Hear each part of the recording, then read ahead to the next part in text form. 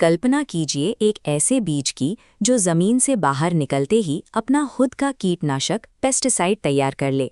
एक ऐसी फसल जिसे सुरक्षा के लिए किसी बाहरी स्प्रे की जरूरत ही ना हो।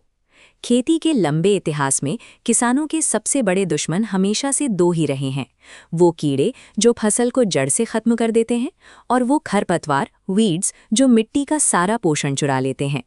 लेकिन 1970 के दशक में विज्ञान ने एक नई राह चुनी। वैज्ञानिकों ने पारंपरिक ब्रीडिंग को छोड़कर सीधे जीवन के ब्लूप्रिंट यानी डीएनए को ही लैब में एडिट करना शुरू किया। इसे ही हम जेनेटिक इंजीनियरिंग कहते हैं। जेनेटिकली मॉडिफाइड जीएम बीजों को इस तरह तैयार किया जाता है कि उनके डीएनए में बाहरी जीन जोड़कर उन्हें नई सुपर पावर दी जा सके, जैसे कीड़ों से लड़ने की ताकत या सूखे को सहने की क्षमता। प्रकृति के कोड को इस तरह दोबारा लिखना क्या दुनिया की भूख मिटाने का सबसे कारगर तरीका है, या फिर हम अनजाने में खेती के पूरे संतुलन को ही बिगाड़ रहे हैं? और 2002 तक ये तकनीक भारत पहुंची, बीटी कॉटन के रूप में। वैज्ञानिकों ने बैसिलस थुरिंजिएंसिस नाम के एक बैक्टीरिया से एक खास जीन निकाला और उसे कपास के पौधे के डीएनए में सप्लाइज कर दिया। अब ये पौधा खुद एक ऐसा प्रोटीन बनाता है जो बॉलवर्म जैसे कीटों के लिए जहर का काम करता है।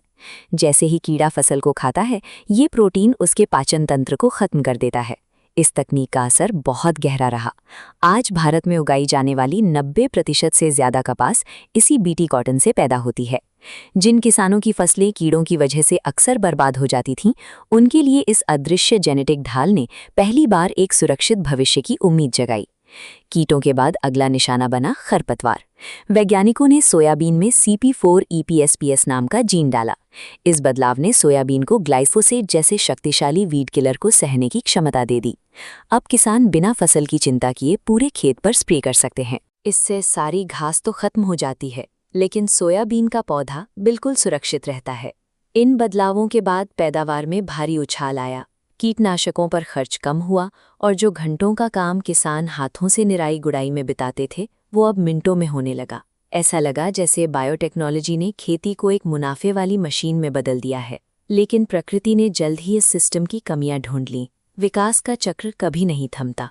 जिन कीड़ों को मारने के लिए बीटी कॉटन बनाया गया था, उन्होंने खुद को बदल लिया और इस प्रोटीन के खिलाफ इम्यूनिटी विकसित कर ली। नतीजा ये हुआ कि किसानों को अब इन सुपर पेस्ट को मारने के लिए पहले से भी ज्यादा केमिकल इस्तेमाल करने पड़ रहे हैं। आर्थिक तौर पर भी चुनौतियां बढ़ीं। ये बीज कंपनियों की बौद्धिक संपदा इंटेलेक्चुअल प्रॉपर्टी हैं, जिन्हें किसान अगली फसल के लिए बचाकर नहीं रख सकते। हर साल की शुरुआत अब नए बीज खरीदने के एक अनिवार्य खर्च और बिल के साथ होती है। इस डेटा को देखिए। जैसे जैसे खेतों में गिने चुने ब्रांडेड बीजों का कब्जा बढ़ा, हजारों सालों से चली आ रही हमारी स्थानीय देसी किस्में गायब होने लगी। जैव विविधता बायोडायवर्सिटी के इस नुकसान के साथ साथ किसानों पर कर्ज का बोझ भी बढ़ने लगा है। कीटों से आज़ादी दिलाने वाली इस वैज्ञानिक खोज ने अनजाने में खेती को एक ऐसे चक्र में बांध दिया है जहां किसान अब पूरी तरह कॉर्पोरेट सप्लाई और महंगे रसायनों पर निर्भर हो गया है। लेकिन विज्ञान यही नहीं रुका है। अब क्रिस्पर जैसी तकनीकें आ गई हैं जो डीएनए में और भी सटीक बदलाव कर सकती हैं, वो भी दूसरे जीवों के जीन मिलाए बिना। भविष्य में ऐसी फसलें बन सकती हैं जो जलवायु परिवर्तन के कारण पड़ने वाले भीषण सूखे को झेल सकें, या जिनमें बहुत ज्यादा विटामिन और पोषण हो। जीएम बीज अपने आप में न तो समाधान है और न ही संकट।